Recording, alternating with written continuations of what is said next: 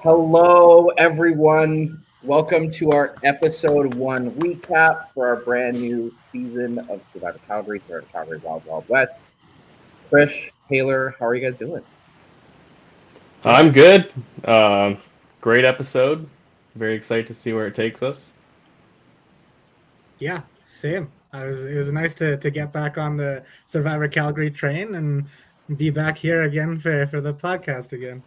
Yeah, the recap podcast is kind of fun this year because both of you are totally unspoiled, which I think is a rarity for these sorts of recap podcasts. So we're sort of going to be talking as if, like, I was out there, I know what was going on. But we have an All Stars winner and a legend from season two coming in to be able to break down this game from an outsider's perspective without the sort of 2020 hindsight that we all have. So it'll be interesting to see. We start off, obviously. This is our first sort of all in all theme season. What did you guys think of the Wild Wild West theming, Taylor? I'm a big fan. I love how most people showed up, costume ready to go. So we got some villains playing their parts, and yeah, I don't know. Just looks like it's gonna be a lot of fun. Yeah, I agree. I think that it's nice to have a theme, especially considering regular Survivor that we watch on TV is kind of straight away from it. So it's fun to bring it True. back to its roots. Survivor Calgary 6 or 5 doesn't have the same ring to it as Wild Wild West or whatever theme we have planned for next year will be. And we gave Tom a gun, which, I mean, how else would we Yeah. justify that? So I'm um, excited to watch him shoot some people. yeah, what do you think about shot in the dark returning? I know it's like a sort of a controversial mechanic. We've had some success with it in Survivor Calgary, but what are you guys' thoughts on it? I I think think it's that fun. Oh, sorry. Go ahead. Go ahead. I was just saying, I think I don't really like it that much in regular Survivor, but I think for Survivor Calgary especially, it's really good to have that option because everyone has so little time between tribal councils to try and scramble, and half an hour to an hour isn't enough time most of to completely turn a vote. So I think it's good that everyone has a chance, at least if they feel on the outs, to try and stay in. Yeah, For that's a good sure. point, Yeah, actually. I agree with that. Yeah, the 30-minute time span just doesn't give you the same sort of social capital that like having days with these people does. Yeah. Especially, yeah. And the bounty board returns. Taylor, you made good use of the bounty board in your season. How do you feel about this sort of implementation where we're starting with it right off the bat? Yeah, I was gonna say I love that you guys literally began with it. Like, build this. Here's your first challenge. One less job for us. No, just kidding. But no, that was a lot of fun. It kind of gives you a chance to like see everybody too, and I don't know. Everyone's gonna really start targeting and being forced to do things they may not have wanted to do so early.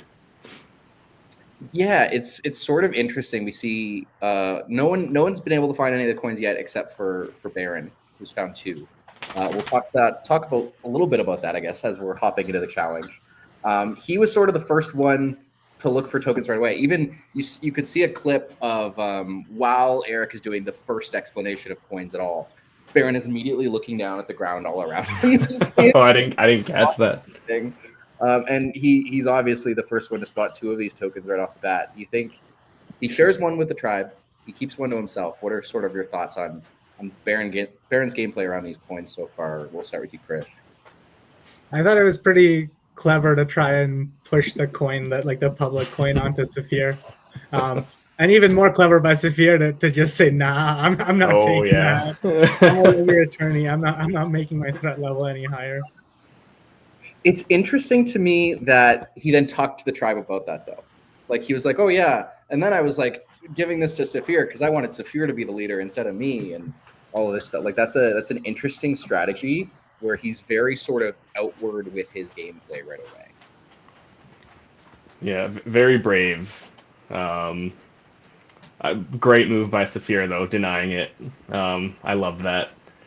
But yeah, I don't know. We'll see. We'll see what happens with it. Baron's playing a very fun game so far, so I feel like it's gonna Definitely. be a little unpredictable. And he Yeah. started off by downplaying himself, which means that he has a bunch of strategy just locked Yeah. away. You know it. Yeah, Baron is certainly an interesting character into the season, like right away. We have maybe a little furry friend joining us briefly. Yeah, we might. Let's actually talk about Baron's tribe first. This bad tribe, which did come first in the challenge. What are sort of your favorites on this tribe so far? Some thoughts on early strategy? Well, I love the Saphira Laura duo that we're seeing form. Um, they both just seem like such strong players. So I feel like if they do find a way to work with each other, I could see them making a really deep push.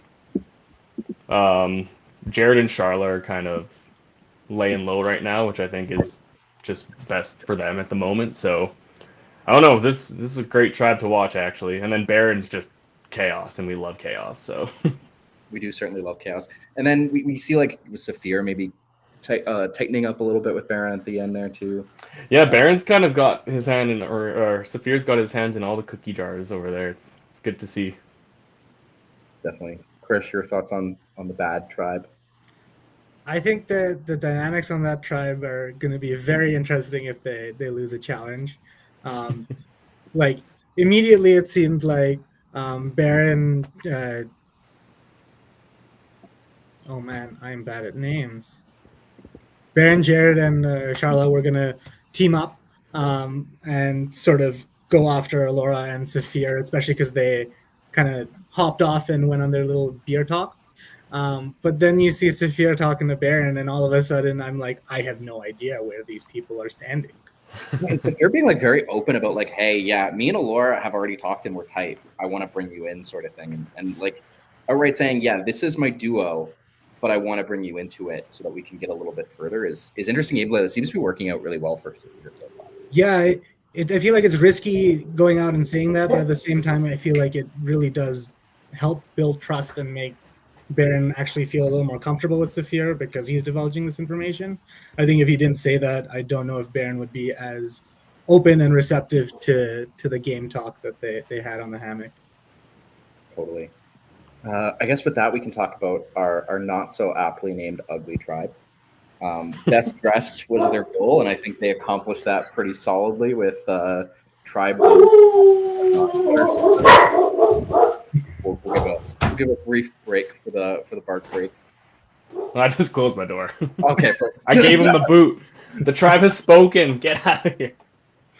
Well, Mitch is giving us thanks for saying not so aptly named, which is nice. Taylor, what are your thoughts on this early ugly tribe?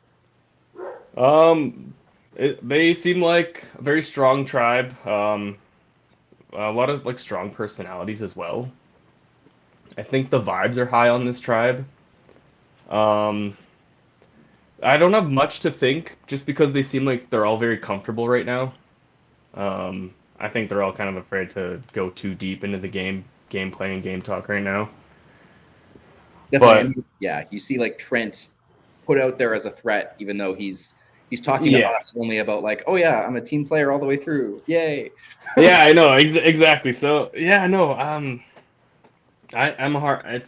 They're like my hardest one to look at right now. Actually, it's unpredictable. It's in the air. Yeah, not a lot to read because there isn't much gameplay going on there right now. Yeah, no, yeah. Trent's gonna be a sweet villain, I think, though. Krish, any thoughts on this sort of masked nature of this tribe for now?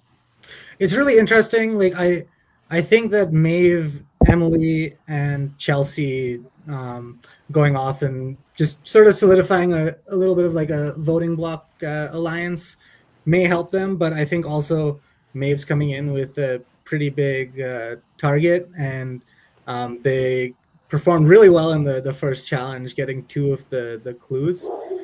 So I'm not sure if that might like sort of come back to bite them, especially as a returning player. And as we saw today, or I guess yesterday, there already is that target for everyone that's coming back.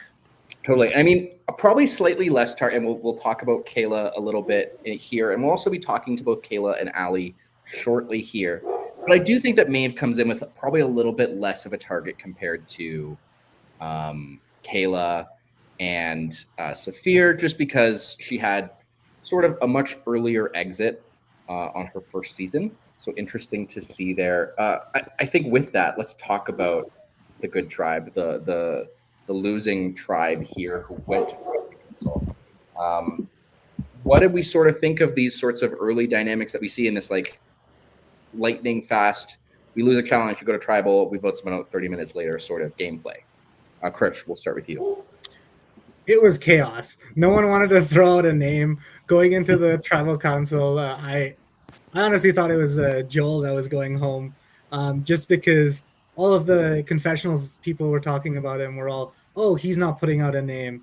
And just like that, taking a back seat, I thought might have come back to bite him in the butt, but I guess it didn't. Yeah, I also had a little feeling Joel was going to be going for a bit there. The edit got me.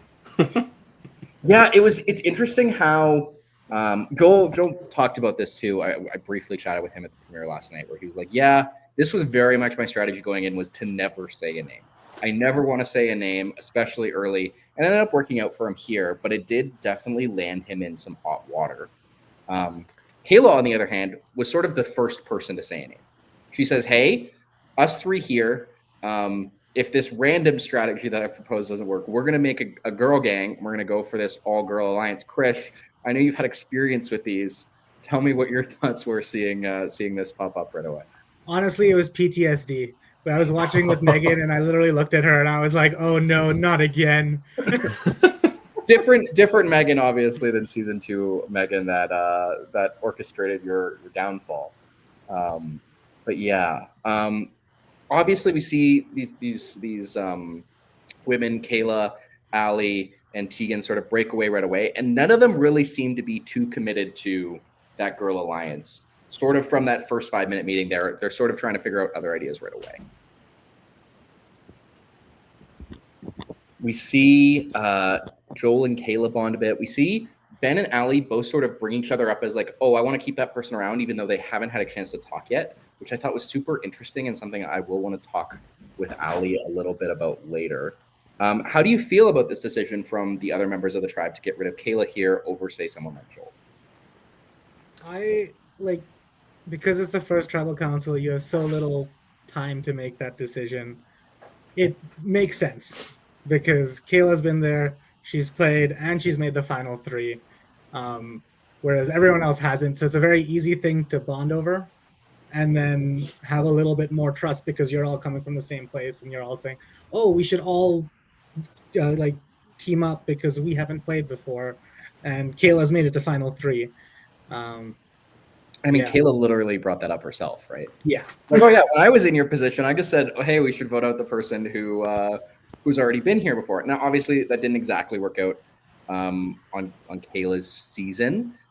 It wasn't Conrad that went home first. It was someone else. I can't remember exactly right now. But Conrad was pretty quick after that because these returning players come in with such a threat level. Let's bring Allie and Kayla in now. Welcome to the Recap Podcast to you both. Kayla, we'll start with you. How are you feeling after watching the premiere last night? Oh, it's always such a surreal feeling, like re-experiencing it. You get the inside of seeing all the conversations that were happening, reliving your own kind of anxiety in the situation. Totally. Allie, was it a little bit less stressful for you, or were you sort of right there with Kayla, sort of? I was still weirdly kind of anxious to watch it, even though obviously I knew what happened. Yeah.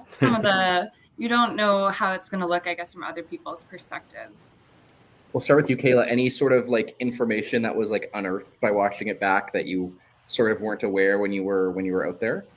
I do. The one thing I want to clarify, that whole me being like, oh, well, I just wanted to vote out whoever was there last time. Initially, like going into those decisions, from my season in particular, the first person to go wasn't the person who had been the returnee. It had been the person who the group had decided like performed the least well in the challenge. And at the end of that challenge, I was so anxious because I was like, I did not help out my team very well. I was not like a clutch player kind of thing. So I didn't want to I didn't want to drive the discussion to being analytical on, oh, who was the worst, because I was worried that would drive the conversation towards me. And then in a trying to just be like, oh, well, this is what we did. Oh, damn, that's me this year. I'm the returnee, damn it. And I just drove it right back into myself. Yeah, that's super fair. I think like you sort of start to think about these things, and then you start talking out loud without fully thinking something through, and then you're like, wait, did I just say that? Like, that's so common, and for it to happen so early is obviously unfortunate. But yeah. Ali, any sort of new info that was surprising to you watching back? I was a little surprised by Ben's intro, how he sold himself as being like such a master puppeteer, because yeah, like you saw in the episode, I felt pretty trusting of him right away. So that was a little bit shocking for me to see. That's super fair. Ben sort of giving the world's most confusing confessional at the end of that little period, walking over to tribal council about rubbing and racing. And yeah, what does that mean? Does anyone know? It's a reference after some Googling, but I'm not quite sure. Taylor, do you have any questions for Kayla or Ali after that episode? Nothing prepared, but Kayla, who'd you vote for again? I voted for Ali. Ali, is that who you really wanted to go home, or were you just trying to like vote with who you thought other people would be voting for? You know, by the end of it, it was just trying to like I was just trying to pitch something to anyone. Yeah. Okay. Yeah. And I had been trying to pitch the breaking up of Ben and Ali.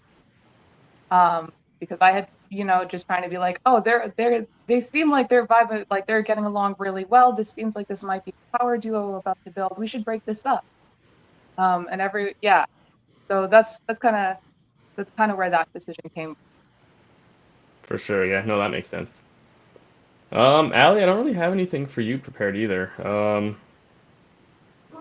I should probably let you and Krish both know who is coming on these episodes so that you can prepare these questions in advance. I was more ready for Kayla, for sure.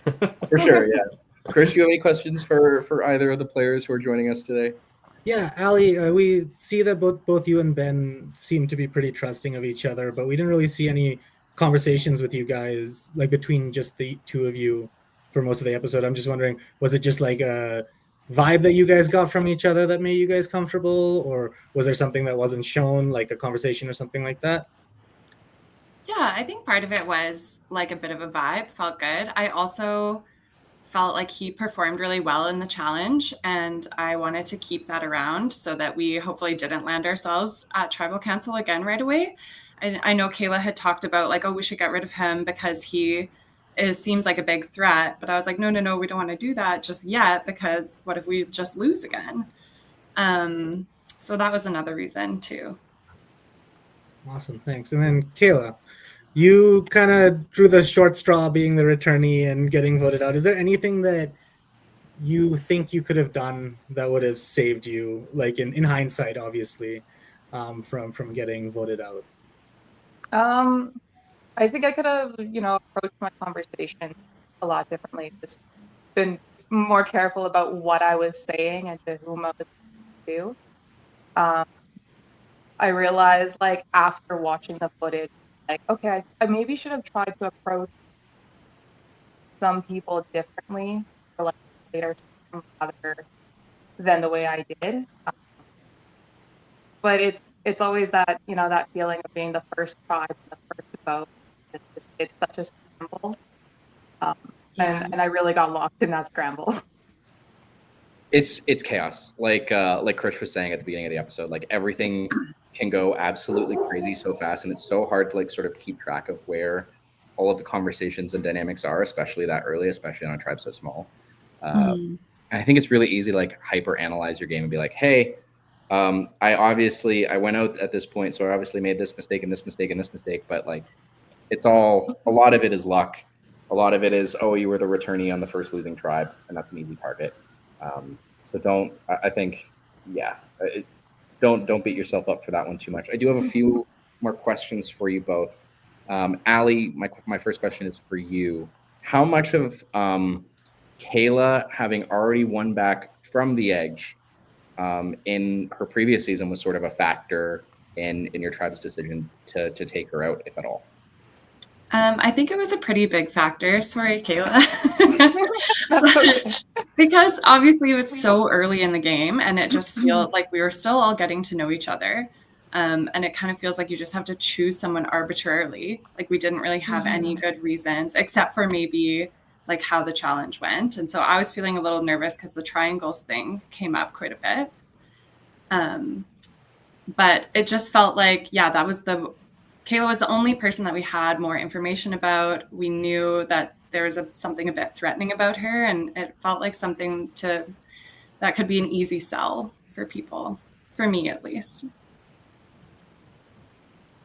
That's super fair. We have a question from our share referee, Tyler Malone. Cue for both. We'll start with Kayla. How much of a plan did you have going into the season, and how quickly did it go out the window after? Honestly, there was no real plan other than use idols if you find them, and look at who you're going into council with, kind of thing, because those are the things that really blindsided me. Yeah, because I think what worked really well for me for season 3 was the fact that I wung it. I really went with the flow, and I did my best to just not to think too hard about it, kind of thing. But I think with this year, yeah, the whole use an idol if you find it and don't lose the first challenge. Those are like the two main points I had going into this game, and I repeated the first one immediately. So it was kind of the plan went out the window very quickly. Ali, how about you? Yeah, losing the first challenge was definitely not part of the plan. So that threw me through a bit of a loop right away. But I didn't want to go in with like too rigid of a plan, because I felt like that can get you maybe in some sticky places. So my plan was to kind of try to be flexible. And I think a lot of us seem to have the same plan of like not being the one to bring up names. And that's why there was so much back and forth of nobody wanting to be the person to do it. But yeah, I think my plan was to stay flexible. So I think I did stay true to that for at least that part. I think absolutely, yeah. Ali, we'll start with you. Do you have anything else that you want to say before I leave Taylor and Krish to make some predictions for the rest of the season here? I was a little bit surprised that Kayla put my name down. I definitely wasn't expecting it. I was feeling safer than that. I was expecting Joel's name to be down, because that was like the girl gang pitch that we had said. So that made me feel a little bit mistrusting after that happened. I was surprised. Kayla, how about you? Anything you want to say regarding that, or just about your time in the game?